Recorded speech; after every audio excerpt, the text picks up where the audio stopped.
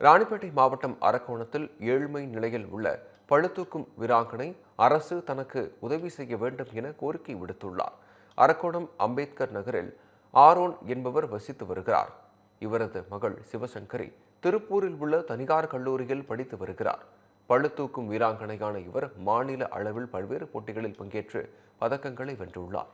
இந்நிலையில் போட்டிக்கு தேவையான உதவிகளை அரசு தனக்கு செய்து தர வேண்டும் என மாணவி சிவசங்கரி கோரிக்கை விடுத்துள்ளார். நான் வெயிட் லிஃப்டிங்ல ஸ்டேட் லெவல்ல நிறைய பதக்கங்களை வின் பண்ணியிருக்கேன். இதனால கலெக்டர் கூப்பிட்டு என்ன பாராட்டியிருக்காங்க. அவங்க பாராட்டுனதுக்காகவே நான் இன்னும் மோட்டிவேஷன் எடுத்துக்கிட்டு இந்த இந்தியாக்காகவும் தமிழ்நாட்டுக்காகவும் நான் பெருமை தேடி கொடுக்க இன்னும் மேலும் மேலும் ஓடிட்டு இருக்கேன். அதுக்காக எனக்கு போதுமான சலுகை இல்லை. எனக்கு ஸ்போர்ட்ஸ்ல அப்பா மூட்டை தூக்குறாரு, அம்மா தூய்மை பணியாளர்ல இருக்காங்க. அவங்க வாங்குற சம்பளம் எங்களுக்கு வாடகை வீட்டுல, நாங்க 20 வருஷமா வாடகை வீட்லயே இருக்கிறோம்.